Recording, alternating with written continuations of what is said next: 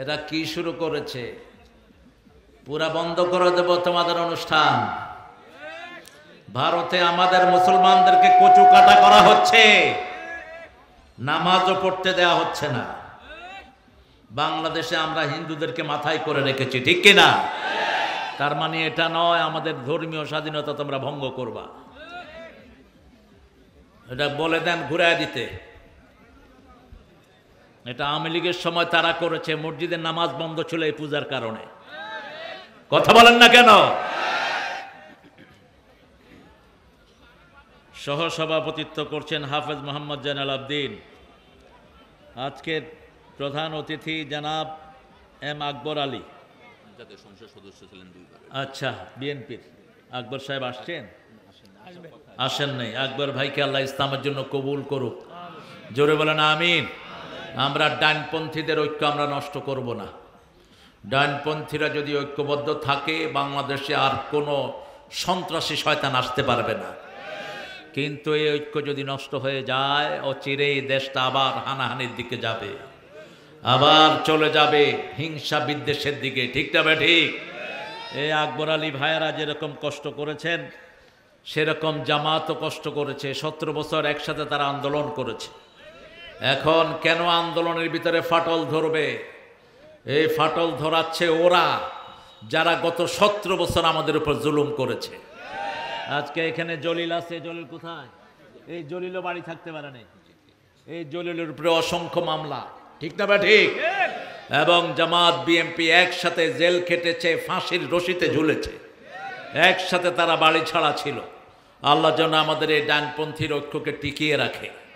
কারণ বিএনপি দলগত দিক থেকে বিএনপির ধারে কাছে বাংলাদেশে কোনো দল নেই। এদের জনসমর্থন সবচেয়ে বেশি। আমাদের জলিল নিজেও অনেক মামলার আসামি। গত সরকার গত 17 বছরে কোনো কর্মী নেতাকে তারা বাদ দেয় নেই। আপনাদের এখানে বোধহয় কম হয়েছে নাকি? হ্যাঁ, সব লুটে পুটে খেয়েছে ওনারা। আল্লাহ ওটা থেকে আমাদেরকে হেফাজত করুক। এখন বড় অঙ্কে যদি কেউ দিতে চায়, এখানে আছে নাকি কেউ বড় অঙ্কে দেয়ার? কাকে বলবো? নাম চিনি কারো?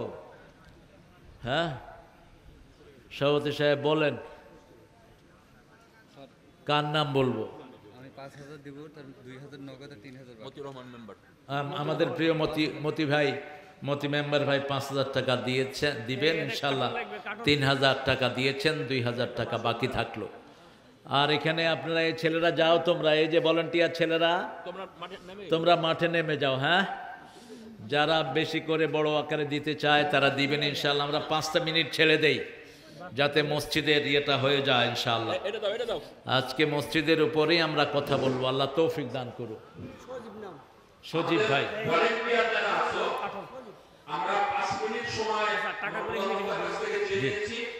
তোমরা জনগণের মাঝে যাও, মুসলিমদের কাছে রিকোয়েস্ট করো, ওনারা যে দান দেবে তোমরা দানগুলো কালেকশন করো। আমরা 5 মিনিটের জন্য সময় নিয়েছি। আমি চাচ্ছি আপনারা প্রত্যেকের কাছে না দেন করে না, সময় খুব কম। যারা স্বেচ্ছাসেবক আছো তারা যা, এবং কিছু মহিলাদের মধ্যে কালেকশন করতে হবে।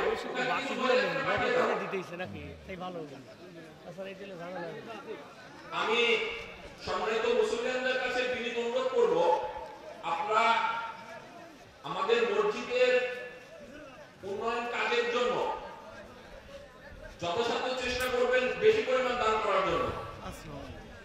এই দানগুলো আল্লাহ তাআলার কাছে কত? আচ্ছা, অনেক বড় হিসাবে গ্রহণযোগ্য হবে। আব্দুল মজিদ ভাই 5000 টাকা দিয়েছেন। আব্দুল মজিদ বিনায়কপুর উত্তরপাড়া, উনি বর্তমানে সিএনজি চালক। উনি আপনাদের মসজিদের জন্য 5000 টাকা দান করেছে। সুবহানাল্লাহ, সুবহানাল্লাহ। এই যে আব্দুল একটা বড় সরে আমিন বলি। আমিন। আমি বিনীত অনুরোধ করছি, আপনারা যে যতটুকু পারেন একটু বেশি বেশি করে দান করবেন আমাদের জন্য। আমরা মসজিদের কাজটা যেন অতি দ্রুত শেষ করতে পারি। অতি দ্রুত জনগণের কাছে যান। জিকো সরকার 1000 টাকা। মোহাম্মদ জিকো সরকার, পিতা মৃত মোকসেদ আলী সরকার, আমার প্রতিবেশী চৌধুরীর বড় ভাই, উনি মারা গেছে কিছু আগে। ওনার ছেলে 1000 টাকা দান করেছে। ইনি কালেকশন করুন। আপনি কালেকশন করেন, আপনি বলেন। আপনাদের এটার জন্য আমি অভ্যস্ত না এগুলি। জি, আমাদের একটু তাড়াতাড়ি আমরা সারবো ইনশাআল্লাহ। এই যে মৃত্যুর সময় মানুষ একটা আফসোস করবে, কেন দান করে আসলাম না। সূরা মুনাফিকের 10 নম্বর আয়াত, লাউলা আখারতানি ইলা আজালিন করিব ফাসাদদাকা ওয়া কুম মিনাস সালিহিন। এই যে সাকিরা শুধু আফসোস করবে, কেন দান করে আসলাম না, দান করে ভালো মানুষ হলাম না। এটাকে আমরা ইনশাআল্লাহ নাম সবার জন্য শসে দোয়া করে দেব। ইনশাআল্লাহ। কেউ যদি সিমেন্ট দিতে চান 50 বস্তা 100 বস্তা দিতে পারেন আপনারা। আমি জানি না আপনাদের পকেটের অবস্থা কি। বেলকুচিতে কিছু পয়সা আছে বোধহয় আপনাদের। বেলকুচি, যেখানে বেলরে কুচি করে খায়, তাঁত শিল্প এলাকাতে তাঁত শিল্প এলাকা, সেখানে হ্যাঁ অনেক ধানাঢ্যরা আছে, অনেক ভাই দিচ্ছেন। আব্দুল জলিল কত দিছে? ইনশাআল্লাহ আমাদের জলিল ভাইয়ের জন্য দোয়া করবেন, ওনার পরিবারের জন্য, ওনার দলের জন্য, যাতে করে জিয়ার আদর্শে তারা থাকতে পারে। জিয়াউর রহমান খুব নামাজি ছিলেন। জিয়াউর রহমান সাথে জায়নামাজ বহন করতেন এবং ভাঙা সুটকেস রাখতেন। দুর্নীতি কোনোভাবেই প্রশ্রয় দিতেন না। এই আদর্শে বিএনপি থাকলে বিএনপির অগ্রযাত্রা কেউ থামাতে পারবে না। তারেকের যতটুকু আমি জানি, তারেকও 5 ওয়াক্ত নামাজি এবং হাওয়া ভবনে সে রেগুলার নামাজ জামাতের সাথে পড়তো। হযরত আলী 100 ইট আর আলহামদুলিল্লাহ 100 ইট আমাদের হযরত আলী ভাই, আর 1 বস্তা সিমেন্ট। 1 বস্তা সিমেন্ট না? জি, আমার হযরত আলী ভাইকে আল্লাহ কবুল করুন। আপনারা এটি আখেরাতে চলে যাবে, আজকে রাতেও মৃত্যু হতে পারে। এই জন্য যারা একটু কমিটমেন্ট করবেন, এই মসজিদ আমাদের জন্য সুপারিশ করবে। আয়াতুল কুরসি, রাসূল বলেছেন 2টা জিহ্বা আয়াতুল কুরসির, 2টা জিহ্বা আয়াতুল কুরসির। সবচেয়ে বেশি আয়াতুল কুরসি পড়া হয় কোথায়? মসজিদে। 5 ওয়াক্ত নামাজের পরে যারা আয়াতুল কুরসি পড়ে, রাসূল বলছেন এদের মধ্যে, বনমালী প্রতাপ, বাকি 4000 লিখে রাখা। এদের মধ্যে জান্নাতের মধ্যে পার্থক্য মধ্যখানে মৃত্যু। এই জন্য মসজিদকে আমরা সাক্ষী রেখে যাব। মসজিদ কিয়ামতের ময়দানে সাক্ষী হয়ে যাবে আমাদের জন্য। আমরা 3 মিনিট পরে আমরা করোনা আলোচনায় ঢুকে পড়বো ইনশাআল্লাহ। মায়েরা আছেন? একটা বড় অঙ্ক আছে, আব্দুল মজিদ খন্দকার উত্তরপাড়া। আচ্ছা, 10,000 টাকা দিচ্ছে। আমাদের আব্দুল মজিদ খন্দকার উত্তরপাড়া 10,000 10,000 টাকা দিয়েছেন। কি নাম? আমার সিরাজ ভাই। খাওয়া মানুষ। আহারে, এত খেটে খাওয়া মানুষ। এই সিরাজ ভাইয়ের প্রত্যেকটি পয়সা হালাল। আরে আমাদের বিগত মন্ত্রীদেরকে যদি এই সিরাজ ভাইয়ের মতো দেয়া হতো, তাহলে বুঝতো ওরা টাকা কিভাবে হালাল টাকা কামাই করতে হয়। হালাল টাকা কামাইতে কষ্ট, কিন্তু যেতেও কষ্ট। এটার বরকত দুনিয়াতেও বেশি, আখেরাতেও। আর হারাম যারা কামাই করে এরা খেতে পারে না। আলহামদুলিল্লাহ আমাদের সাবেক বিএনপির সভাপতি আব্দুল সাত্তার ভাই, ওনার জন্য 5,000 টাকা তিনি দিয়েছেন। আল্লাহ কবুল করুক। আব্দুল সাত্তার ভাইয়ের পরিবারকে আল্লাহ কবুল করুক। কিয়ামতে এই দান যেন তাদের জন্য সাক্ষী হয়ে যায়। আমরা দান করা ছাড়া জান্নাত যাওয়া যায় না। রাসূল সাল্লাল্লাহু আলাইহি ওয়াসাল্লাম বলছেন, যারা দান করে যতটুক দেয়, তো তার চেয়ে 10 গুণ না 700 গুণ আল্লাহ তাকে দিয়ে দেয়। দুনিয়াতেও দেয়, আখেরাতেও দেয়। অন্য সওয়াব হলো 10 গুণ, আর দানেরটা হলো 700 গুণ। আল্লাহু আকবার। এই জন্য চেষ্টা করবেন। স্বেচ্ছাসেবক দল, তোমরা তোমাদের কাজগুলো অতি দ্রুত শেষ করো। আমরা এখন জালসার কাজে ফিরে যাব। আমরা যদি আবার সুযোগ পাই, আমরা একটু কালেকশন করব। তোমরা যদি এর ভিতরে পারো, তাহলে ধীরে সুস্থে তোমরা তোমাদের কাজ চালিয়ে দিতে পারো। সেটাই সবচেয়ে ভালো হবে। আমরা জালসার কাজও সব আমাদের কার্যক্রম চালিয়ে দিব। তোমরা 2-4 জন ভিতরে একটু আস্তে ধীরে কথা না বলে কালেকশন চালিয়ে দাও। আমরা জালসার কাজ এখন শুরু করতে যাচ্ছি। ঠিক আছে, যারা বড় অঙ্কে দিবেন একটু লিখে পাঠিয়ে দিবেন। আলহামদুলিল্লাহ বলি। আমাদের আজকের বিষয় হবে মসজিদ। বিষয় কি? মসজিদ। মসজিদ কোথা থেকে উৎপত্তি হয়েছে বলেন তো? মসজিদ আসলো কোত্থেকে? প্রথম মসজিদ কে বানিয়েছেন? আর জোরে বলেন। আল্লাহ বানিয়েছেন। প্রথম মসজিদ বাইতুল মামুর, 7 আসমানে আল্লাহ এই মসজিদটা বানিয়েছেন। কোন আসমানে? 7 আসমানে। এই বাইতুল মামুরের পাশেই সারাক্ষণ বসে আছেন ইব্রাহিম আলাইহিস সালাম। কারণ কাবাঘর যখন আল্লাহ প্রথম বানালেন, নূহের প্লাবনে কাবাঘর মাটির তলে চলে যায়, এটাকে আবার পুনর্নির্মাণ করলেন যিনি, তিনার নাম কি? ইব্রাহিম। ইদ ইয়ারফাউ ইব্রাহিমুল কওয়াইদা মিনাল বাইতি ওয়া ইসমাঈল রব্বানা তাকাব্বাল মিন্না ইন্নাকা আনতাস সামিউল আলিম। আল্লাহ বলছেন ইদ ইয়ারফাউ ইব্রাহিমুল কওয়াইদ, ইব্রাহিম আলাইহিস সালাম যখন এটার ভিত্তি উঁচু করলেন, তার সাথে যুগালি থাকলেন তার ছেলে ইসমাইল। যেই পাথর দিয়ে এই ঘরটা বানালেন, যেই পাথরের উপরে দাঁড়িয়ে, ওই পাথরটা আল্লাহ বেহেশত থেকে পাঠিয়ে দিয়েছে। ওই পাথরটা ছিল জীবন্ত পাথর। আচ্ছা বলেন তো, পাথরের উপরে হাঁটলে কি কারো পায়ের দাগ পড়ে? পড়ে দাগ? কিন্তু ইব্রাহিম আলাইহিস সালামকে ওই পাথর পাঠিয়ে দিয়ে আল্লাহ বললেন, তুমি পাথরের উপরে ওঠো, তোমার পায়ের দাগ এটার উপর থাকবে। হজ করতে যারা যায় তারা মাকামে ইব্রাহিমে দেখবেন ইব্রাহিম আলাইহিস সালামের কি আছে? পায়ের চিহ্ন। সেখানে যখন তিনি দাঁড়ালেন, পাথরটা জীবন্ত হয়ে গেল। পাথরটার সাথে ওনার কলিজার সাথে আল্লাহ মিল করে দিলেন। যখন তিনি মনে মনে চিন্তা করতেন আমি একটু উপরে উঠব, পাথর আস্তে করে উপরে উঠে যেত। আর যখন মনে করতেন পাশে যাব, পাথর পাশে চলে যেত। যখন মনে করতেন নিচে নামবেন, নিচে নেমে যেত। এই পাথরকে আল্লাহ জীবন দান করে দিলেন। আল্লাহ বললেন, এই পৃথিবীতে প্রথম মসজিদ আমি আল্লাহই বানালাম। 90 নম্বর সূরা আল ইমরানে আল্লাহ বলছেন, ইন্না আউওয়ালা বাইতিন উদিআ লিন-নাসি লাল্লাযী বিবাক্কাতা মুবারাকা ওয়া হুদাল লিল আলামিন। এই পৃথিবীর প্রথম ঘর আউওয়ালা বাইতিন উদিআ লিন-নাস, মানুষের জন্য বানানো হলো, রাখা হলো। বেবাক্কাতা মুবারাকা, বরকতময় মক্কায়, যাতে এটা সারা দুনিয়ার মানুষের জন্য হেদায়েতের মারকাজ হয়ে যায়। যারাই ওখানে যাবে তাদেরকে হেদায়েত দান করবেন কে? এই মসজিদে যারা 5 ওয়াক্ত নামাজ পড়ে তাদেরকে হেদায়েত দান করেন কে? আর মসজিদের সাথে যাদের অন্তর লেগে থাকে, আল্লাহ বলছেন কিয়ামতে আমি আমার ছায়ায় তাদেরকে রেখে দেব।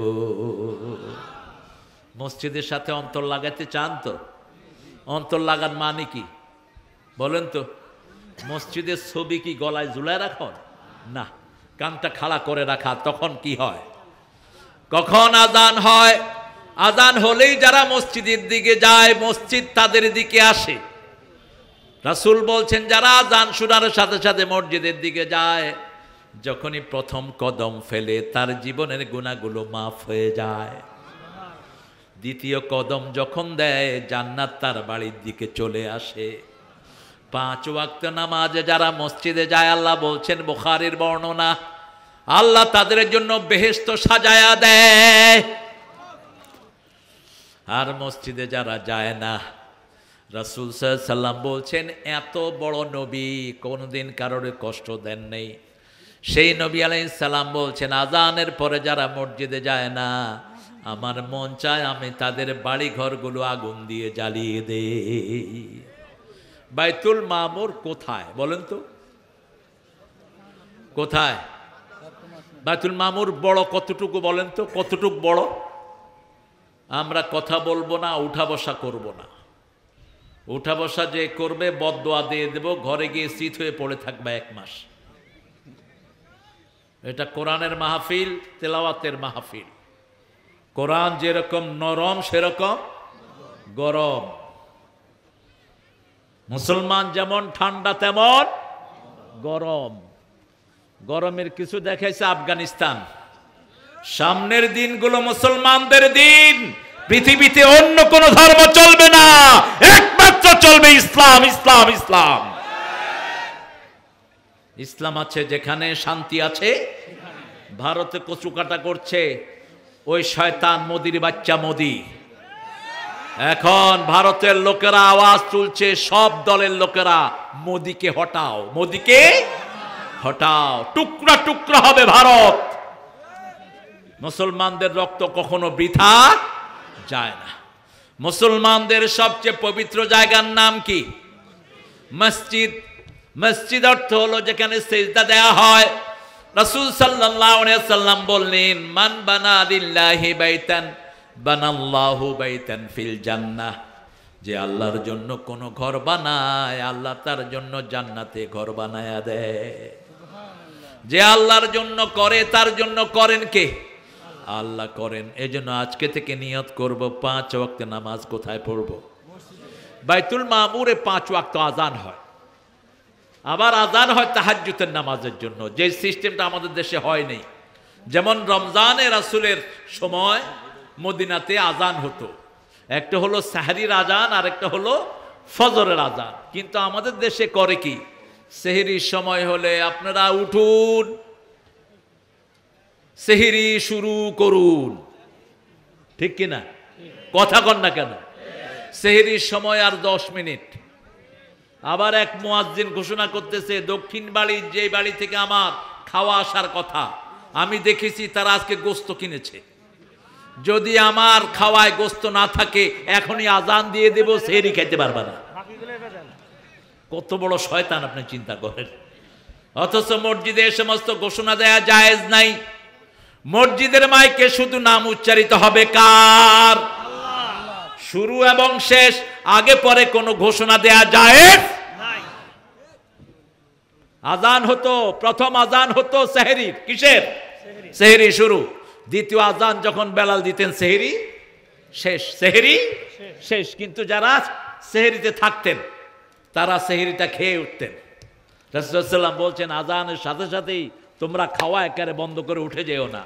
যখন আজান চলতে থাকে তোমরা তোমাদের খাওয়াটা, কথা কন না কে, খাওয়াটা শেষ করো। কিন্তু আমাদের মাইকে বলে কি, খাওয়া বন্ধ করুন, খাওয়া বন্ধ করুন। পাল্টা বলা দরকার ছিল, তোর কথা বন্ধ কর, তুই আজান শুরু কর। তাহাজ্জুদের জন্য এখনো মক্কা মদিনাতে আজান হয়। তাহাজ্জুদের নামাজের জন্য আজান, সব কিছু আমাদের আজান। ওই আজান প্রথম শুরু হয় বাইতুল মামুরে। আবার বাইতুল মামুরের যখন আজান হয় দুনিয়াতে, তখন একটা প্রাণী আজান দেয়। কি নাম? রাসূল বলছেন, যে কোনো প্রাণীকে গালি দাও, কিন্তু মোরগকে কোনোদিন গালি দিও। একদিন বেলাল মোরগ জবাই করতেছিলেন মসজিদে নববীর সামনে। রাসূল সাল্লাল্লাহু আলাইহি ওয়াসাল্লাম হাসতেছেন। সাহাবায়ে কেরাম বললেন, ইয়া রাসূল আপনি হাসেন কেন? কয়, দেখো, আল মুয়াজ্জিন ও ইয়াজবাহুল মুয়াজ্জিন, এক মুয়াজ্জিন আরেক মুয়াজ্জিনকে জবাই করে দিচ্ছে। বেলালও আজান দেয়, মুয়াজ্জিনও আজান দেয়। মুয়াজ্জিনের আজান আমরা বুঝি, কিন্তু মোরগের আজান বুঝি না। আমরা মনে করি কুকুরু কুক, আসলে মুরগি বলে সুবহুন কুদ্দুসুন রাব্বুনা ওয়া রাব্বুল মালাইকাতে অর-রূহ। মোরগগুলো যেখানেই থাকে আজান দেয়, ঠিক না ঠিক? ওই বাইতুল মামুরের বর্ণনা দিলেন রাসূল সাল্লাল্লাহু আলাইহি ওয়াসাল্লাম। তিনি 7 আকাশে যখন গেলেন, দেখিলেন গাছের নিচে একজন লোক অনেকগুলো বাচ্চা নিয়ে বসে আছে। জিবরাইল আমিন আলাইহিস সালামকে তিনি জিজ্ঞেস করলেন, ইনি কে? জিবরাইল আমিন আলাইহিস সালাম বলছেন, ইনি হলেন আমাদের জাতির পিতা ইব্রাহিম। এই বাচ্চাগুলো কারা? এই বাচ্চাগুলো ওই বাচ্চারা যাদেরকে কোরআন শেখানোর জন্য পিতামাতা নিয়ত করেছে, আলেম বানানোর জন্য নিয়ত করেছে, ভালো দিনের হাফেজ বানানোর জন্য নিয়ত করেছে, কিন্তু ছোটবেলায় বাচ্চাটা মারা গেছে। এরকম আছে না নাই? আপনি নিয়ত করবেন, এখন থেকে বাচ্চাগুলোকে কি পড়াবেন? কি পড়াবেন? কোরআন। একটা কিতাবই সুপারিশ করবে, আর কোনো কিতাব সুপারিশ করবে না। একটা কিতাবই সওয়াব দেয়, আর কোনো কিতাব সওয়াব দিতে পারে না। সেজন্য আপনার প্রত্যেকটি শিশুকে আপনারা নিয়ত করবেন, প্রত্যেকটা শিশুকে যেন আমরা কোরআন পড়াতে, ওই ছোট ছোট বাচ্চাগুলোকে ইব্রাহিম আলাইহিস সালামের পাশে দিয়ে দিবেন। কিয়ামত পর্যন্ত তারা ইব্রাহিম আলাইহিস সালামকে আব্বা ডাকবেন, আর ইব্রাহিম আলাইহিস সালাম তাদেরকে নিয়ে তেলাওয়াত করবেন, বিভিন্ন মাসলা মাসাইল শিখাবেন, বিভিন্ন কিছু তাকে তালিম দিবেন। রাসূল সাল্লাল্লাহু আলাইহি ওয়াসাল্লাম বলছেন, ইব্রাহিম আলাইহিস সালামের মতোই আল্লাহ আমাকে আকৃতি দান করেছেন। আবার আমার আকৃতি আমার নাতি হোসাইনকে দিয়েছেন রাব্বুল আলামিন। আবার আমার আকৃতি আমার ছেলে কাসেমকে দিয়েছেন। আবার মা ফাতেমা যখন হাঁটাচলা করতেন মনে হতো রাসূলই হাঁটছেন। আল্লাহু আকবার। এই পৃথিবীর সর্বশ্রেষ্ঠ রূপ ছিল মুহাম্মদ সাল্লাল্লাহু, আর সমস্ত রূপের অর্ধেক দিয়েছেন সাইয়েদনা ইউসুফ আলাইহিস সালামকে, কিন্তু পুরা রূপ যাকে দিয়েছেন তার নাম হলো মুহাম্মদ সাল্লাল্লাহু। কি হয়েছে কথা কবে বসো। হ্যাঁ কি হয়েছে কালেকশন? বাইতুল মামুরে এক এক দিন 70,000 ফেরেশতা নামাজ পড়ে। আরো আসতে সুবহানাল্লাহ। এই 70,000 ফেরেশতা যারা একবার নামাজ পড়ে দ্বিতীয়বার নামাজ পড়ার সুযোগ পায় না। এখন এর বরাবর দুনিয়াতে যেই মসজিদ সেটার নাম কি? কাবা। কি নাম? কাবা। দুনিয়ার শিখ মধ্যখানে হলো কাবা, আর কাবার চারিপাশে হলো লোহার খনি। কিসের খনি? লোহার খনি। এই জন্য কোরআনে একটা সূরা আছে সূরা লোহা। কি নাম? সূরা লোহা মানে সূরা হাদিদ। এই সূরা হাদিদটাও কোরআনের ঠিক মধ্যখানে সূরা, একদম ঠিক মধ্যখানে। কোরআনের সূরা কয়টা? 114 অর্ধেক কত? কত? ঠিক 57 নম্বর সূরা হলো সূরা হাদিদ, একদম ঠিক মধ্যখানে সূরা। দেখেন আল্লাহর মিল কি। আবার দেখবেন সূরা বাকারা। সূরা বাকারার ঠিক মধ্যখানের আয়াত হলো ওয়াকাযালিকা জাআলনাকুম উম্মাতান ওয়াসাতান লিতাকুনু শুহাদা আলান নাস। আমি মুসলমানদেরকে মধ্যমপন্থী উম্মত বানিয়েছি যাতে তারা সবার উপর সাক্ষী হয়। কি হয়? যেমন মাটি কাটার সময় একটা মাটি নিয়ে যায়, এটার নাম কি? মধ্যখানে একটা মাটি থাকে, এটার নাম কি? সাক্ষী মাটি। এক ঠিক মধ্যখানে থাকে। সূরা বাকারার ঠিক মধ্যখানের আয়াত হলো সাক্ষী আয়াত। কি আয়াত? সূরা বাকারায় আয়াত কয়টি? 286।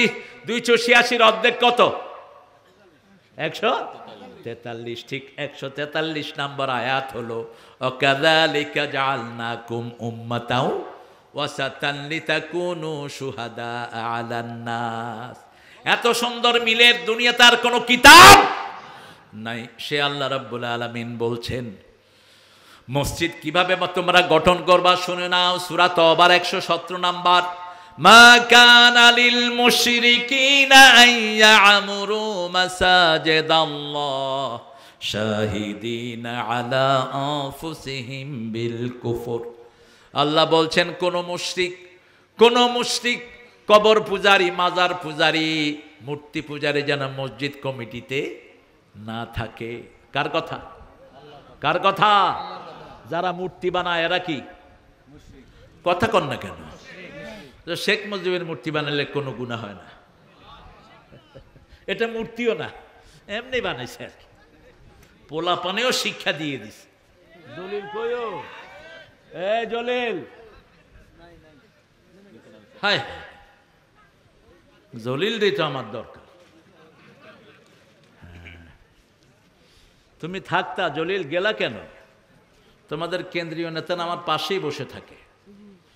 তোমাদের ওই যে বন্যা ও দুর্যোগ ওইটার সম্পাদক, কেন্দ্রীয় সম্পাদক দেশনেত্রী খালেদা জিয়ার প্রাইভেট উপদেষ্টা মিলন, রাজশাহীর বড় লিডারের পাশেই সারাক্ষণ বসেছিল। তো তুমিও থাকতা, ভালো হতো। চলে গেলা কেন তুমি? জলিল যদি আওয়াজ শোনো চলে আসো। আমরা ইসলামের জন্য থাকবো, কোরআনের জন্য থাকবো। ঠিক তবে ঠিক। চোখ বন্ধ হলেই হিসাব দিতে দিতে জান শেষ হয়ে যাবে। কোন বেনামাজি নেতার পিছনে থাকবি, তুইও শেষ, তোর দলও। খবরদার। মসজিদ যারা বানায় আমরা তাদের সাথে থাকবো, মূর্তি যারা বানায় তাদেরকে খুন করব। ঠিক কিনা? মূর্তি বানাইতে পারবি না। হিন্দু ধর্মের একটা কিতাবেও মূর্তির কোনো উচ্চারণ নাই। ওদেরকে চ্যালেঞ্জ দিয়েছে আমি অসংখ্যবার। শুধু আমি না, জাকির নায়েকও চ্যালেঞ্জ দিয়েছে যে আপনাদের একটা কিতাবে যদি মূর্তির পক্ষে 2টা লাইন পান, আমি আর আপনাদের বিরুদ্ধে কোনো কথা বলবো না। ওদের প্রত্যেকটা কিতাবে আছে লা ইলাহা ইল্লাল্লাহ, লা ইলাহা ইল্লাল্লাহু মুহাম্মাদুর রাসূলুল্লাহ সাল্লাল্লাহু। ওদের প্রত্যেকটা কিতাবে কালেমার কথা এসেছে, কারণ আদম আলাইহিস সালাম থেকে নিয়ে মুহাম্মদ সাল্লাল্লাহু আলাইহি সাল্লাম পর্যন্ত সব নবীর কথা ছিল একটা। সারা পৃথিবীর সব মুসলমানদের কথা কয়টা? একটা বাক্য, লা ইলাহা মুহাম্মাদুর রাসূলুল্লাহ। আল্লাহ এক, নবী এক, নামাজ এক, রুকু এক, সিজদা কোনো পার্থক্য নাই। এত সুন্দর ধর্ম পৃথিবীতে আর একটাও নাই। হিন্দুদের মধ্যে কত গ্রুপ আপনারা দেখেন তো। খ্রিস্টানদের মধ্যে খ্রিস্টানদের বাইবেল ইন্ডিয়ারটার সাথে ভারতেরটা, ওই যে ইংল্যান্ডেরটার মিল নাই, ইংল্যান্ডেরটার সাথে আমেরিকারটার কোনো মিল নাই। আর আমাদের কোরআন শরীফের সবগুলো সূরা সারা পৃথিবীতে এক, ঠিক না বেটি? বাংলাদেশের ইমাম যেই সূরা দিয়ে নামাজ শুরু করে, কাবার ইমামও একই সূরা দিয়ে শুরু করে। বাংলাদেশের ইমাম যেই সময় ফজর পড়ে, কাবা শরীফের ইমামও সেই সময় ফজর পড়ে। রাতের নামাজ রাতে, দিনের নামাজ দিনে। জোহর আসর আমরা দিনে পড়ি, ফজর মাগরিব এশা আমরা সূর্য ডুবার পরে পড়ি, ঠিক না ঠিক? একটা সূর্য ওঠার আগে আরেকটা ডুবার পরে। রাসূল সাল্লাল্লাহু আলাইহি ওয়াসাল্লাম বলছেন, এশার নামাজ যারা জামাতে পড়লো অর্ধেক রাত পর্যন্ত তারা ঘুমায়া থাকবে, কিন্তু ফেরেশতা তাদের নামে লিখবে সে এখনো নামাজে আছে। আহা, কি সহজ ইসলাম। আবার রাসূল বলছেন, এই লোকরা যখন ফজরের নামাজ জামাতে পড়বে, পুরা রাত তাদের আমলনামায় লেখা হবে দাঁড়িয়ে নামাজ পড়েছে। আবার যারা জোহরের নামাজ পড়ে জামাতে, জোহর থেকে ফজর থেকে জোহর, এই পুরা সময়টা তার আমলনামায় নামাজ উঠে যায়।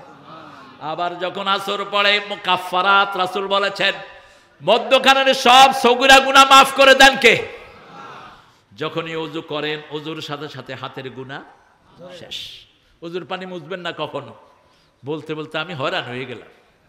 কিন্তু হুজুররাই সবচেয়ে বেশি টিস্যু চায়। এই টিস্যু দাও তো। তোর হুজুরের খাতা কিলে তুই পড়স কি আর করস কি? একটা ওযুরও কোনোদিন রাসূল পানি মুছতেন না। রাসূল যখন ওযু করতেন, সাহাবায়ে কেরাম চারপাশে বসে থাকতেন। রাসূলের ওযুর পানি ওনারা নিয়ে নিয়ে নিজের মুখে মুছতে দিতেন, শরীরে মুছতে দিতেন। সুবহানাল্লাহ বলতে ইচ্ছা করে না? আপনি আপনার আব্বারা ওযুর পানি এরকম বরকতি পানি মুছতে পারেন, ওস্তাদেরটা মুছতে পারেন, রোগ ভালো হয়, সব রকমের বরকত আল্লাহ দান করে দেন। মা আয়েশা একদিন বললেন, ইয়া রাসূলুল্লাহ, এত হাজার কোটি মানুষের মধ্যে আপনার উম্মত আপনি কিভাবে চিনবেন? রাসূল সাল্লাল্লাহু আলাইহি সাল্লাম বললেন, ও আয়েশা, হাজার ঘোড়ার ভিতরে চিত্রা ঘোড়া যেমন চিনা যায়, যে ঘোড়ার কপাল সাদা, শরীর কালো, পেট সাদা, পিঠ কালো, এই ঘোড়া চেনা যায় কিনা? চেনা যায়। রাসূল বলেন, আমার ওযু করা উম্মত কিয়ামতের ময়দানে ওযুর জায়গাগুলো সূর্যের মতো চিকচিক করতে থাকবে। এই চিকচিকময় জায়গাগুলো তোমরা বাড়াও। এই হাদিস শোনার পরে আবু হুরায়রা যখন ওযু করতেন, বগলে পানি দিতেন, বগল ধুইতেন। কি দিতেন? বগল ধুইতেন। কারণ ওযুর পানি যত জায়গায় লাগবে তত জায়গাকে সূর্যের চেয়ে আলোকময় করে দিবেন কে? এই জন্য ওযুর জায়গাগুলো চেক করবেন। কোনো গোড়ালি যদি না ভিজে, না ভিজানো হয়, তাহলে ওই গোড়ালটা কোথায় যাবে? জাহান্নামের আগুনে জ্বলবে। রাসূল সাল্লাল্লাহু আলাইহি ওয়াসাল্লাম এক সাহাবীকে দেখলেন, তিনি পানি ঢালছেন দাঁড়িয়ে, কিন্তু মুছে দিচ্ছেন না। বলছে, ঠিক করে পানি পৌঁছাও, যেখানে পানি পৌঁছবে না সেই জায়গাতে জাহান্নামের আগুন জ্বলবে। আর ওযুর পানি হলো পৃথিবীর সবচেয়ে শ্রেষ্ঠ লোশন, সবচেয়ে শ্রেষ্ঠ পারফিউম। যারা ওযু সুন্দর করে করবে, এদের মুখ ফাটবে না, এদের কখনো চেহারার উজ্জ্বলতা নষ্ট হবে না। আমাদের নষ্ট হয় কেন? আমরা ওযু একজনে করি, 10 জনের পানি ফেলি। রাসূল এক মগে ওযু করতেন। কয় মগ? এক মগ। কিভাবে করতেন? হাতটা ধুইয়ে তারপরে ভিতর থেকে পানি নিয়ে ওযু করতেন। 3 বার কুলি করতেন, 3 বার নাকে পানি দিতেন, 3 বার মুখ ধুইতেন, দাড়িগুলো খিলাল করতেন, হাতগুলো ধুইতেন কবজি পর্যন্ত। এরপরে শেষে যেই পানিটা থাকতো এটা খাইতেন। এটা কি করতেন? খাইতেন। আমরা কি করি? পড়তে পড়তেই তো জান শেষ, কলজে ছাড়ছে আর বন্ধ হওয়ার নিয়ত নেই। আবার পাশেটার সাথে কথাও কয়, কেমন আছো, দোকানের ব্যবসা বাণিজ্য ঠিক আছে? পানি কিন্তু চলতে আছে, দাঁত মাজতেছে চলতে আছে, মুখ ধুইতেছে চলতেই। আরে আল্লাহর গোলাম, পানিটা বন্ধ করো বাবা। এই পানির জন্য কারবালার ময়দানে হুসাইনের কলিজার টুকরা দুনিয়া থেকে বিদায় হয়েছে। এই পানির কারণে আজও ফিলিস্তিনি শিশুরা মারা যায়, ঠিক না ঠিক? রাসূলকে জিজ্ঞেস করা হলো সুম্মা লাতুসআলুন্না ইয়াউমাইযিন আনিন নাঈম, দুনিয়ার নেয়ামত সম্পর্কে জিজ্ঞেস করা হবে। সবচেয়ে বড় নেয়ামত কি? রাসূল বললেন বিশুদ্ধ পানি। বিশুদ্ধ কি? পানি। পানির আরেক নাম কি? কেন জীবন? কেন জীবন? আচ্ছা বলেন তো, ভারতের সবচেয়ে বড় হার্টের ডাক্তারের নাম কি? বাপরে বাপ, সারি দেখে মুখস্থ। কি সেটি? দেবী শেঠি। এই বেটাকে হার্টের জনক বলা হয় এখন। হার্টের সবচেয়ে বড় ভালো কার্ডিয়াক তিনি বলছেন যারা হার্টকে ভালো রাখতে চায় তারা যেন প্রতিদিন সকালে উঠে 4 গ্লাস পানি খায়। কয় গ্লাস? 4000 বছর আগ থেকে চালু ওয়াটার থেরাপি। এই 4 গ্লাস পানি যে খাবে তার হার্টটা সম্পূর্ণ ভালো থাকবে, তার শরীরের প্রত্যেকটা অঙ্গ প্রত্যঙ্গ ভালো থাকবে। সুবহানাল্লাহ। কারণ শরীরের 1 ভাগের 4 ভাগের 3 ভাগ কি? পানি। দুনিয়ার 4 ভাগের 3 ভাগ কি? পানি। আমরা কিসের উপর আছি? পানির উপর। শরীরে রক্ত বেশি না গোস্ত বেশি? পানি বেশি, রক্ত বেশি। রক্ত যেগুলো অচল হয় এগুলো কোথায় যায়? নষ্ট যেগুলো হয়ে যায় কই যায়? পেশাবের সাথে বেরিয়ে যায়। শেষ। কিডনি এগুলোকে পানি আকারে করে বের করে দেয়। সেজন্য আপনি সাগরে থাকলেও পানির অপচয় করতে পারবে না। রাসূলের হাদিস, সাগরে থাকলেও পানির অপচয় করবা না। এক সমুন্দর নে আওয়াজ দি, এক সমুন্দর নে আওয়াজ দি, মুঝকো পানি পিলা দीजिए, मुझको पानी पिला दीजिए, लज्जते गम बढ़ा दीजिए। সাগর ডেকে ডেকে বলছে আমাকে পানি পান করাও। নোনা পানিতে তৃষ্ণা মিটে না, সেজন্য সাগরের ভিতরেও মিষ্টি পানি দান করেছেন কে? মারাজাল বাহরাইন ইয়ালতাকিয়ান বাইনাহুমা বারযাখুন লা ইয়াবগিয়ান ফাবিআইয়ি আলাই রাব্বিকুমা তুকাযিবান। আগে উপর থেকে পানি নিতে হতো জাহাজগুলোর। এখন গত 50 বছর আগে বিজ্ঞানীরা আবিষ্কার করলো প্রত্যেকটি সাগরে মিষ্টি পানির নদী আছে। প্রথম বের করলো আটলান্টিকে একটা নদী,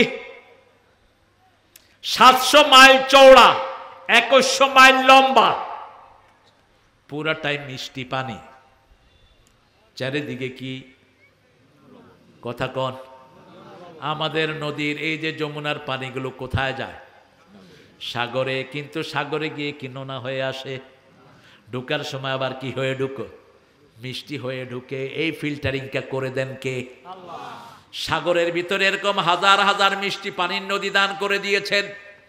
ওই মিষ্টি পানিতে মিষ্টি পানির মাছগুলো হয়, সেখানে মিষ্টি পানির মাছ থাকে। সেই পানিতে সার্ভার ঢুকিয়ে দিয়ে সাগরের পানিগুলো, জাহাজে পানি তারা তুলে নেয়। আবার সাগরকে কেন এত নোনা বানানো হলো? সাগরের পানি যদি নোনা না হতো আমরা সব দুষ্ক্রিয়ায় আমরা শেষ হয়ে যেতাম। আমাদের যত ময়লা আবর্জনা আছে সব ফিল্টারিং হয় কোথায়? কোথায়? সাগরে। চামড়া যখন আপনারা চামড়াকে যখন ফাইন করেন, চামড়াতে প্রথম কি দিতে হয়? কি দেন? লবণ। মাছ যখন রাঁধেন কি দেন? লবণ দিয়ে এমনি এমনি করেন, তখন মাছের গন্ধগুলো চলে যায়। কি সুন্দর আল্লাহর ব্যবস্থা! সেই আল্লাহ রাব্বুল আলামিন বলছেন মসজিদ বানাও। মসজিদ যত বেশি বানাবা মুসল্লির সংখ্যা বাড়িয়ে দিবেন কে? আল্লাহ। সব নবীরা দুনিয়াতে এসে প্রথম কি পারেন? আমরা দোয়া করি আল্লাহ যেন তাকে হজরত সওয়াব দিয়ে দেয়। কাপড় চোপড় পরছে কিন্তু প্লেনে ওঠার আগেই মারা গেছে। হজে যাওয়ার জন্য ওই আজান ফরজ। আজান কি? সূরা হজের ভিতরে আল্লাহ বলছেন আযান লিন-নাস ইয়াতুকা রিজালান আলা কুল্লি দামির মিন কুল্লি ফাজ্জিন আমিক। তুমি আজান দাও পৃথিবীর সব মানুষের কানে, আমি আজান আমি পৌঁছে দেব। এই আজান যাদের কানে পৌঁছবে, সারা গরিব হোক, না খেয়ে থাকুক, কিন্তু একটা সময় দেখবেন হজের ব্যবস্থা হয়ে যায়। কাজের লোক কিচ্ছু নাই, এরকম লোক হজে গেছে কিনা? গেছে, আমি পাইছি। দারোয়ান বললাম, কিরে তুই হজে আসলি কেমনে? কয় স্যার আমার মালিক কয়, মালিকের মা হজ করেনি, আমার হলে হজে। এক ব্যবস্থায় নিয়ে গেলেন কে? আল্লাহ নিয়ে গেলেন। একে মসজিদের সাথে যোগাযোগ রাখবো। রাসূল সাল্লাল্লাহু আলাইহি ওয়াসাল্লাম বলছেন 5 ওয়াক্ত যারা মসজিদে যায় তাদেরকে তোমরা মোমেন বলে সার্টিফিকেট দিয়ে দাও। আজান হলেই কোথায় যাবেন? আপনি দেখবেন না কোন মসজিদ, বাংলাদেশে ওই হারাম মসজিদ একটাও নাই এখন।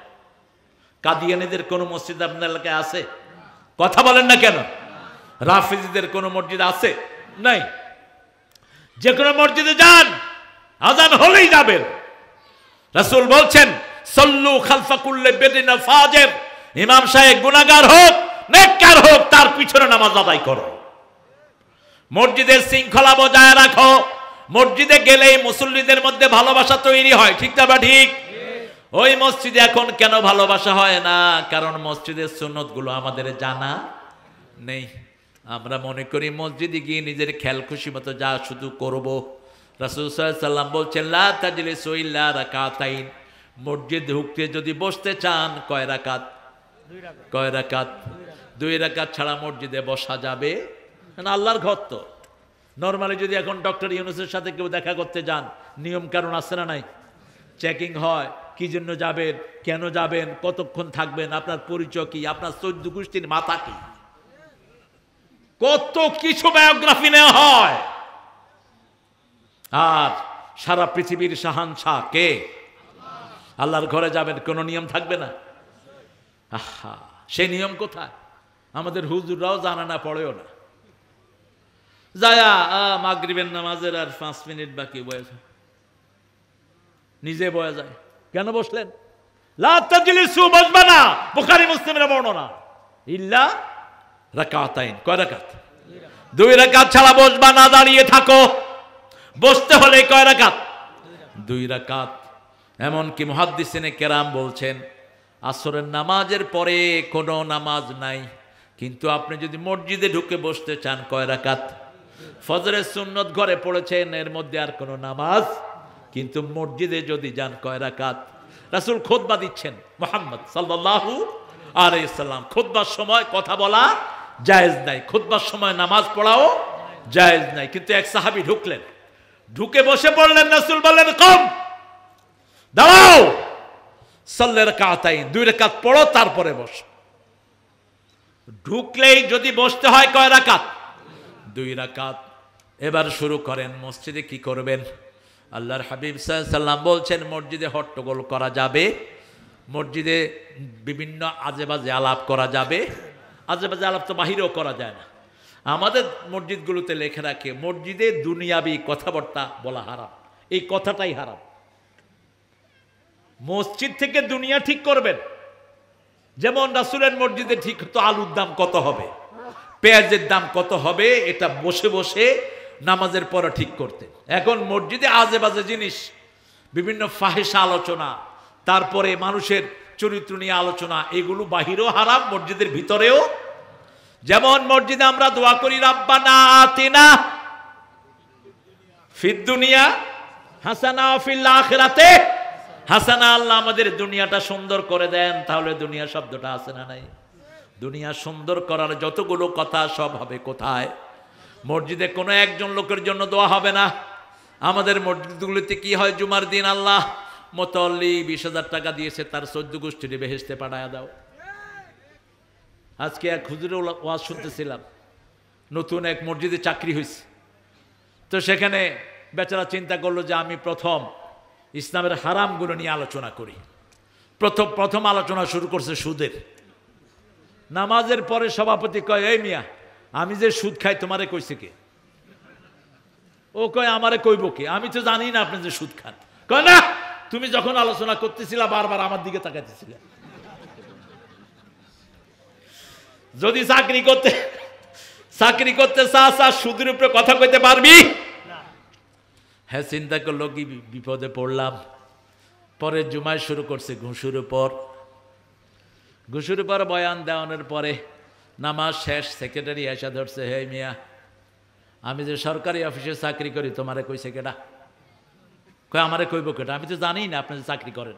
কয় তুমি বারবার আমার দিকে তাকাই দিচ্ছিলে আর ঘুষের কথা কইতেছে। আমি মাঝে মধ্যে খাই, সব সময় খাই না, তুমি এটা কইলা কেন? কি বিপদে পড়ছে বুঝের। এরপরে সে চিন্তা করলো তাহলে কি নিয়ে আলোচনা করা যায়। তারপরে সে আলোচনা করলো মদের উপর। এখন মসজিদের কেশিয়ার যে সে কি করে, আপনাদের এখানে অবশ্য নাই, সিরাজগঞ্জের লোকের অধিকাংশই ভালো। সিরাজগঞ্জে একটা জিনিস সবচেয়ে বেশি, যেটা রাসূল সবচেয়ে বেশি খেতেন, বলেন তো কি? হ্যাঁ কি? রাসূলের সবচেয়ে প্রিয় খাবার কি? দুধ। আর সবচেয়ে প্রিয় পোশাক কি? সাদা পোশাক এবং লুঙ্গি। রাসূলের সবচেয়ে প্রিয় পোশাক কি? জীবনে শুধু একদিন পায়জামা পরেছেন, কয়দিন? আর সব সময় কি? লুঙ্গি। সারা বাংলাদেশকে লুঙ্গি পরাইছে কারা? এই যত মানুষ লুঙ্গি দিয়ে পয়সা আলা হয়েছে সব শালারা লুঙ্গি বানায় কোথায়? এই সিরাজগঞ্জে। আপনাদের ওই যে কি নাম, এটা তো আমি চিনি, ওই যে হেলাল, হেলালের লুঙ্গির নাম হলো স্ট্যান্ডার্ড লুঙ্গি। এই হেলাল একটা লুঙ্গি 3000-5000 টাকা পর্যন্ত বেচে বাহিরে, কিন্তু বানায় না আপনাদের এখান থেকে। আপনাদেরকে সেই দাম আড়ং বলেন, ডায়েরি বলেন, ওই যে মিল্ক বিটা, সবাই দুধ নেয় কোত্থেকে? সিরাজগঞ্জ থেকে। আল্লাহ সিরাজগঞ্জে আরো বরকত বাড়ায়া দেন। আরো চিৎকার করে বলি আমিন। সিরাজ হলো আমার নবীর নাম। সূরা আহজাবে আল্লাহ বলছেন ইন্না আরসালনাকা শাহিদান ওয়া মুবাশশিরান ওয়া নাযীরা ওয়া দাঈয়ান ইলাল্লাহি বিইذনিহি সিরাজাম মুনীরা। রাসূল ছিলেন সিরাজ। কি ছিলেন?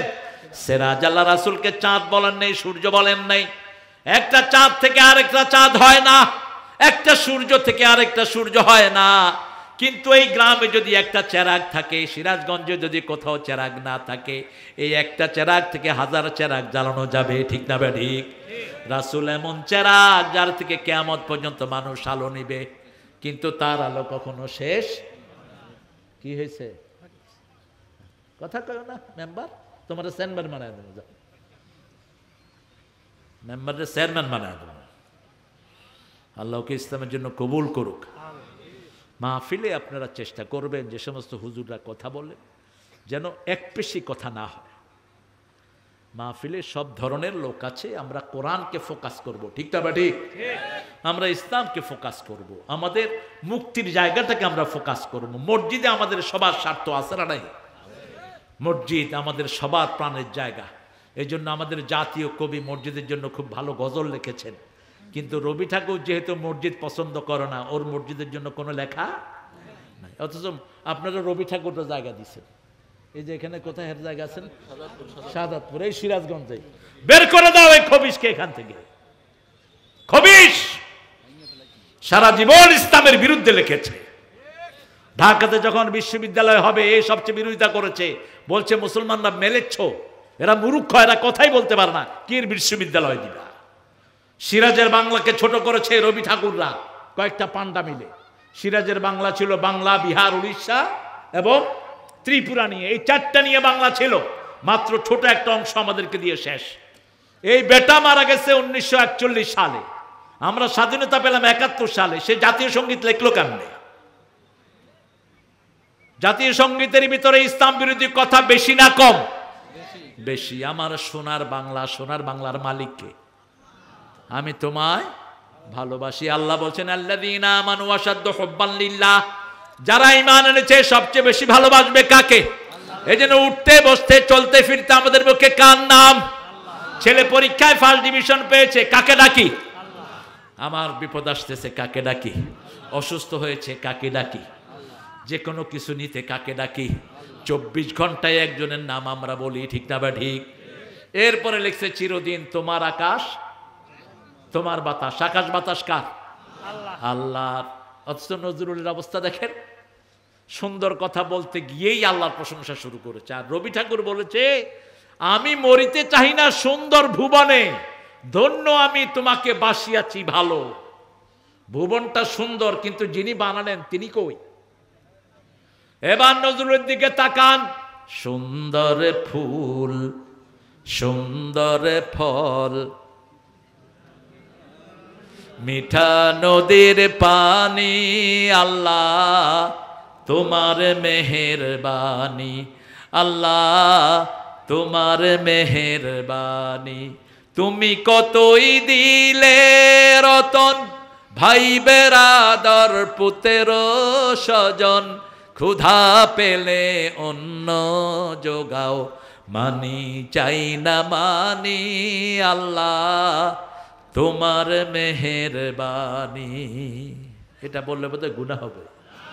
হ্যাঁ, তোমার হুকুম তরক করি আমি প্রতি পাই, তবু আলো দিয়ে বাতাস দিয়ে বাঁচাও এ বান্দায়।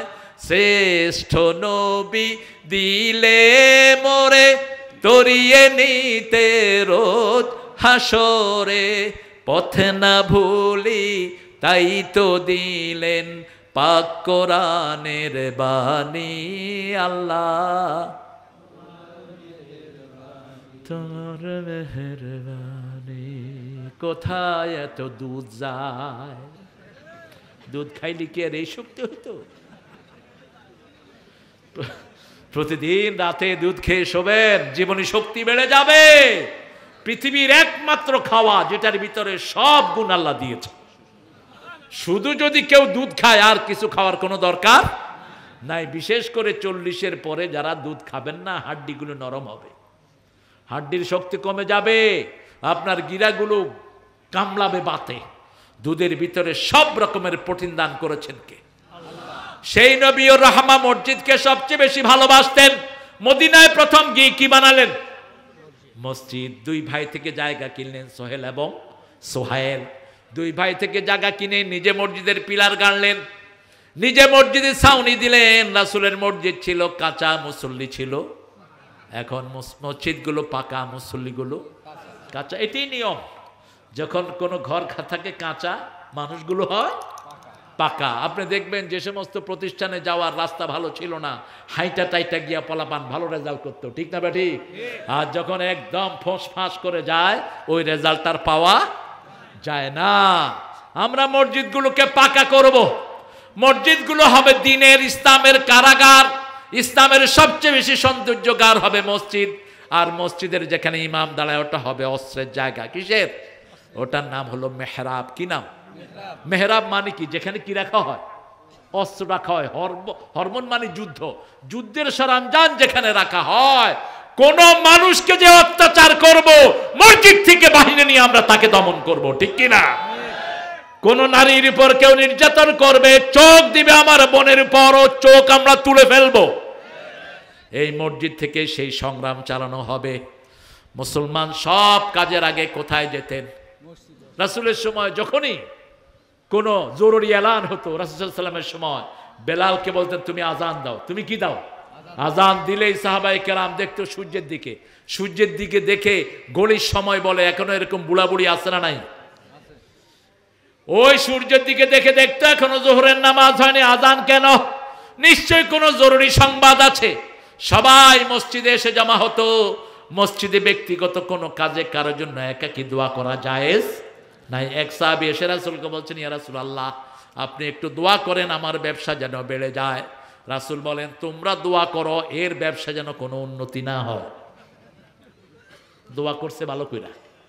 রাসূল বলছেন মসজিদে একার জন্য না, মসজিদে দোয়া করলে সবার জন্য হবে, ঠিক না বাটি? কোনো ব্যক্তির নাম ধরে একাকী দোয়া করা জায়েজ। যখন আপনি ইমাম সাহেবের কাছে দোয়া চাইবেন, বলবেন হুজুর আমার আব্বা মারা গেছে, আম্মা মারা গেছে, হুজুর আপনার জন্য পার্সোনালি দোয়া করবে। কিন্তু সেটা মসজিদের মাইকে নয়, পার্সোনালি করবে। সারা দেশের বন্যা হয়ে সিরাজগঞ্জের অসংখ্য মানুষ চলে গেছে, এরকম হয় কি না? এদের জন্য যখন দোয়া হবে তখন মসজিদ থেকে হবে, ঠিক না বাটি?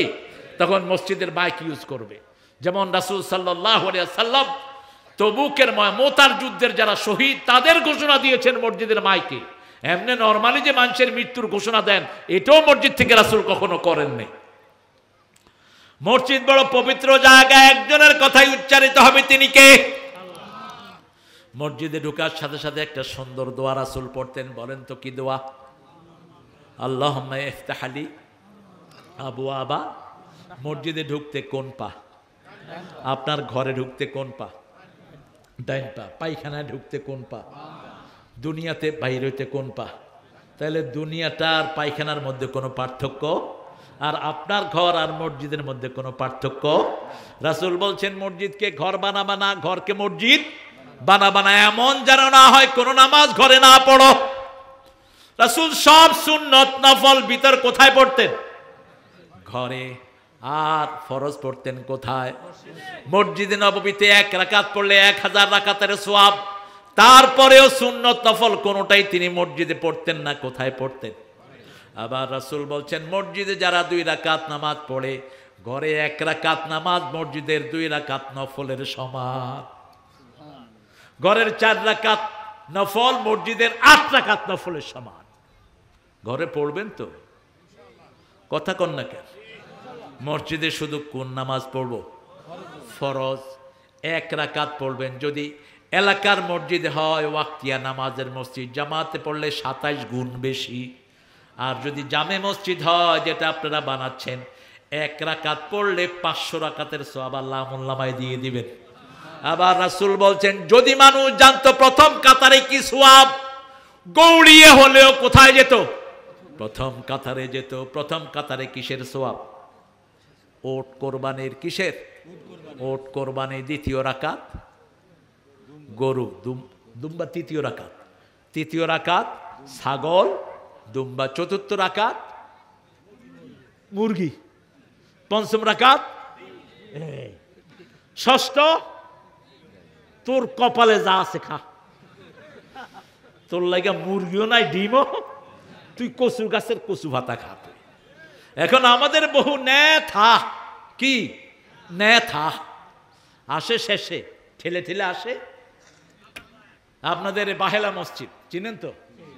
আমি জুমা পড়াইলাম কয়েকবার। তো প্রথমবার যখন জুমা পড়াইতে গেছি, আমি জুমার আগে যে খুতবাটা হয় খুতবাটার বাংলা বলছিলাম। খুতবা তো 2টা হতো রাসূলের মসজিদে, আমরা 3টা দিয়ে ফেলি আর কি। তা আমি খুতবা দিচ্ছি, একজন লোক দেখি যে এরকম করে করে আসতেছে। বললাম এই ওখানে বস। আবার আসতেছে এই ওখানে বস। 2 জন পুলিশ ছিলেন, বলছে আমাদের এসপি স্যার। বললাম মসজিদে এসপিও না ডিসিও না, এগুলো বাহিরে। বস, এক কদম আগাবি না। এসপি সাহেব বসে পড়ছেন, হাতে বাচ্চা একটা। নামাজ শেষ, বাচ্চাটারে আমার দিকে ঠেলে দিচ্ছেন। বাচ্চাটাকে আমি আদর করলাম। বলছে স্যার আমরা আপনার খুব ভক্ত, এই যে আমার ছেলে। আমি জানতাম না এই হাদিসটা। আমি বললাম না জানলে মসজিদে ঢুকলেন কেন? যেখানে যেই কাজ করবেন ওই জ্ঞান অর্জন করাটা কি? জোরে বলেন। বিয়ের আগে বিয়ের জ্ঞান অর্জন করা কি ফরজ? ব্যবসার আগে ব্যবসার জ্ঞান অর্জন করা কি ফরজ? দল করার আগে দলের জ্ঞান অর্জন করা কি ফরজ? আপনি কোন দল করবেন? আপনি কাকে নেতা মানবেন? এগুলো কোরআন শরীফে বোধহয় নাই, আসেনি? কথা কও না কেন? আমরা নেতা মানবো আমার কোরআন দেখে, ঠিক না বা ঠিক? কোরআনে সবার কথা যেমন আছে, মসজিদের কথাও কোরআনে আছে। মসজিদে সবার জন্য সমান রাস্তা, কারোর জন্য জায়গা রাখা জায়েজ।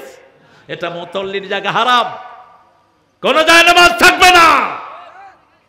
এখানে মুতাল্লি, এখানে মুয়াজ্জিন, এখানে এসপি, এখানে ডিসি, এখানে অমুক নেতা অমুক নেতা, খেতা খেতা তোর গুষ্টি মারি সব সব তুলে বাহিরে ফেলে দিবি। যে আগে আসবে সে আগে দাঁড়াবে, ঠিক না ঠিক? আল্লামা ইকবাল একটা সুন্দর কবিতা লিখেছেন। তিনি বলতেন আমি কোরআনের মগজ তুলে এনেছি, হাড্ডিটা দুনিয়ার জন্য রেখে দিয়েছি। কি জ্ঞানী, কি ছিলেন? ব্যারিস্টার। কি ছিলেন? ব্যারিস্টার। গজনবীর মসজিদ, প্রেসিডেন্ট মাহমুদ দাঁড়ালেন, মাহমুদের চাকর ওনার পাশে এসে দাঁড়ালেন, আয়াজ নাম। তিনি কবিতা লিখলেন, একই সব মে খড়ে হো গে মাহমুদ আয়াজ, না কোই বান্দা রাহা না কোই বান্দা নওয়াজ। একই সাথে দাঁড়িয়েছে গজনবীর প্রেসিডেন্ট মাহমুদ, তার কাজের ছেলে তার পাশেই দাঁড়িয়েছে, পিছন থেকে বুঝার উপায় নাই কে প্রেসিডেন্ট তার কে কাজের লোক, ঠিক না বা ঠিক? সব সমান, সব কি সমান। মসজিদে কোনো শ্রেণী বিন্যাস নাই, ঠিক সমাজেও এরকম কোনো শ্রেণী বিন্যাসের কোনো দাম নাই। আমি আপনাদের এই যে মরহুম জিয়াউর রহমান সাহেব অনেক পরিশ্রমী ছিলেন, প্রচন্ড পরিশ্রমী। কক্সবাজার থেকে ঈদগাহ গর্জনিয়া একটা এলাকা পাহাড়ের ভিতরে, এই 21 কিলো তিনি হেঁটে গিয়েছেন। হেঁটে গিয়ে বলছেন এখানে রাস্তা করো। নামাজের ব্যাপারে তার এত পাবন্দি ছিল, যখন আজান হতো তিনি ওযু করে কোথায় যেতেন? মসজিদে। আল্লাহ তাকে মাফ করে দিক। এখন আমাদের যারা নেতা হবে তারাও যেন নামাজি হয়, কারণ জাহান্নামে যাওয়ার জন্য প্রথম কারণ কি? প্রথম কারণ কি? সূরা মুদ্দাসসিরের শেষ আয়াতগুলো দেখেন। ইয়াতাসাআলুনা আনিল মুজরিমিন মা সালাকাকুম ফি সাকার ক্বালু লাম নাকু মিনাল মুসাল্লিন ওয়া লাম নাকু নুত'আমুল মিসকিন কুন্না